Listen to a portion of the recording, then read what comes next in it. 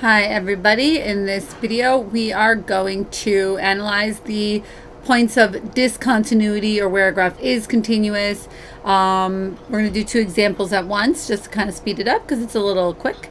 So for number 43, describe all values of x that make the function f of x equals yada yada discontinuous. So if we look over here, we want to look not just at 0 right here, where there might be a jump where one graph ends and the other graph starts, but we also need to look at the functions because sometimes those have discontinuity. So you want to make sure you don't overlook anything. So if I have a graph, it's obviously very simple. We're going to look over here at our graph and we're going to see, is there a jump discontinuity or removable discontinuity, some kind of a hole? And if I look here, it looks like there is a jump. So it would be values of x that make the function discontinuous. I would say it's going to be discontinuous at x equals 0. There you go.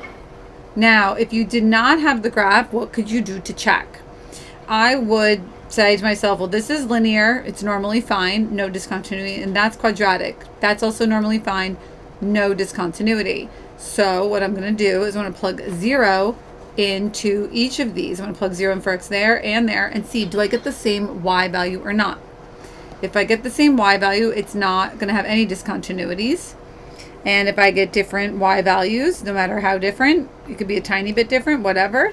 But if I get different y values, it tells me that it is discontinuous. So if I plugged it in, 2 times 0 plus 5, well, that's 0 plus 5, that's 5.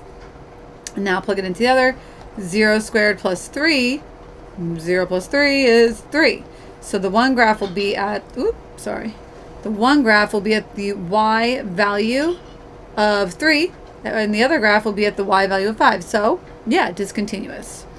Here, on the other hand, ever so slightly different, if I analyze this one at 1, okay, let's do it without the graph first.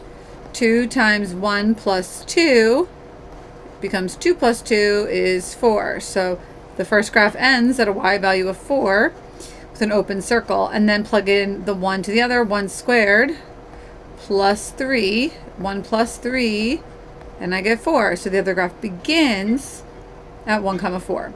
So that means it is continuous. It's linear, it's quadratic, no breaks. So no discontinuities. All right. And if you look here, one graph ends where the other one picks up. So graphically and algebraically, we can see whether a graph is continuous or has a point of discontinuity. And that's the end of that. So if you are math happy and you know it, thumbs it up. If not, thumbs it down. Questions, comments, concerns, requests, feedback in the comments, please. Check the description box. Click through to more Piecewise videos on the playlist. And adios.